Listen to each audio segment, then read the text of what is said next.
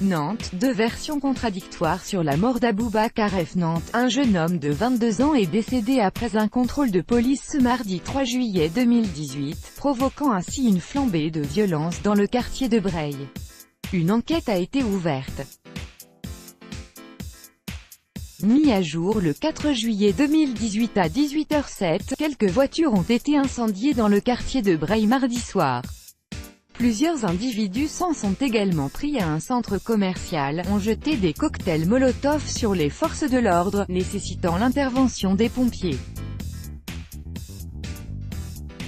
Cette flambée de violence a été provoquée par la mort d'Aboubacar F., un jeune homme de 22 ans, touché par balle par un policier, lors d'un contrôle.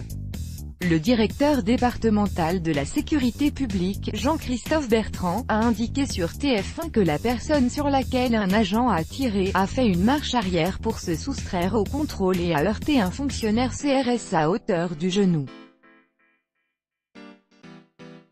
Et d'ajouter, ce qui a entraîné immédiatement une réplique d'un de ses collègues qui était en sécurisation du contrôle et qui a utilisé son arme, blessant grièvement le chauffeur du véhicule. La situation s'est apaisée vers 2h30 dans le quartier du Breil, mais les violences ont persisté dans d'autres quartiers dits « sensibles » de Nantes, à Malakoff et Audervallières. Près de 200 policiers ont été mobilisés. Le procureur de la République de Nantes, Pierre Sénès, a fait savoir qu'une enquête avait été confiée à l'Inspection générale de la police nationale, IGPN, la police des polices, afin de préciser la commission des faits et déterminer dans quelles circonstances le policier a été amené à faire usage de son arme.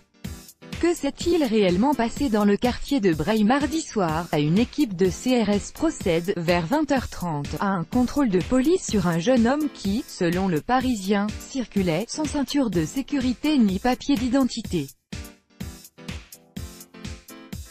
Par ailleurs, le véhicule a été identifié comme inscrit au fichier des véhicules signalés dans le cadre d'une enquête menée par la SRPJ de Nantes pour trafic de stupéfiants. Toujours d'après la même source, le jeune homme répondant au nom d'Aboubacar F. serait connu des services de police pour 8 faits dont vol par effraction, menace de mort, vol en bande organisée, et association de malfaiteurs. La victime, qui se serait présentée sous une autre identité, et était recherchée car elle faisait l'objet, depuis le 15 juin 2018, d'une fiche de recherche pour l'exécution d'un mandat d'arrêt dans le cadre d'une procédure pour vol en bande organisée et recel. Pour procéder à une vérification d'identité, les fonctionnaires de police auraient reçu l'ordre d'emmener le conducteur au commissariat. C'est à ce moment précis que le jeune homme à bord d'une Nissan Juke aurait mis le contact et fait immédiatement une marche arrière à très vive allure risquant de renverser 2 des 4 enfants présents sur la chaussée, rapporte un CRS auprès du Parisien. Un brigadier aurait alors pris la décision de sortir son arme et de tirer sur le véhicule, blessant ainsi grièvement le jeune conducteur. Aboubacar F., transféré à l'hôpital, décédera dès son arrivée. La version des faits des policiers remise en cause pour les habitants du quartier de Breil, le décès du jeune conducteur est un véritable choc.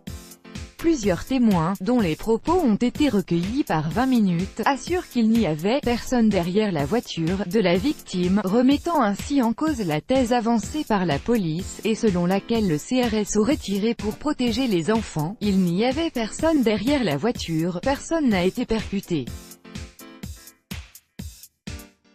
L'un des policiers s'est mis à côté et a ouvert le feu. Il était juste à côté de lui, il aurait pu tirer en l'air ou dans le pneu, relate encore un témoin. Une autre version vient appuyer celle du premier témoin, il a été tué quand il a commencé à reculer. Sans avertissement, mais il n'a blessé personne, il n'était pas dangereux. Pour les jeunes du quartier de Breil, c'est une bavure, une grosse bavure, rapporte encore 20 minutes. Suite à un contrôle de police mortel. Reportage et témoignages @tf1leja13h-pic.twitter.com/a2pzt5sox9 Laurent Giraudino @Giro 4 juillet 2018 Stigmate de la nuit très visible au Breil-Malville. Un cabinet médical, des locaux associatifs, des véhicules sont calcinés. Au moins trois bâtiments sont en flammes aux.